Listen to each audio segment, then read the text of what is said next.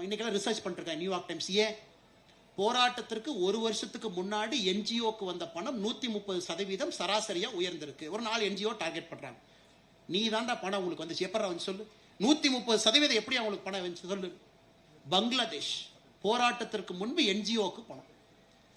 நம்மாலு 2018 NGO கதையை முடிச்சுட்டு அடுத்து போயிட்டார். அவரை எப்ப திங்கிங் பாருங்க, நீ என்ஜிஓ மூலமா தான் நீ வருவ. எத்தனை காலம் இந்த டகால்ட்டிய டெவலப்பிங் நேஷன் குளோபல் சவுத் நேஷன்ல என்ஜிஓ வச்சா நீங்க டகால்ட்டி பண்ணிட்டு இருக்கீங்க. நாங்க 2018 ஃபெரால கிளியர் பண்ணிட்டு போயிட்டாச்சு.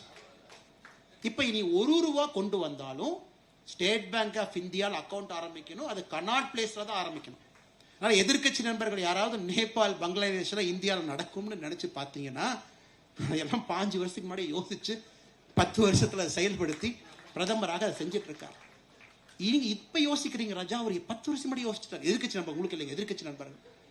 எனக்கு இந்தியாவில் ஒரு என்ஜிஓ $1 பெற வேண்டும் என்றால் ஸ்டேட் பேங்க் ஆஃப் இந்தியா வங்கியா இருக்கணும், கனாட் பிளேஸ்ல அது இருக்கணும், ஒரே ஒரு வங்கியா இருக்கணும். அதுக்குள்ள மட்டும்தான் $1 வரும். யாராவது சொல்லுவாங்க இல்லைங்களா, தம்பி லட்டுல வச்ச நினைச்சியா, நான் நட்டுல வச்சேன் அப்படிமா.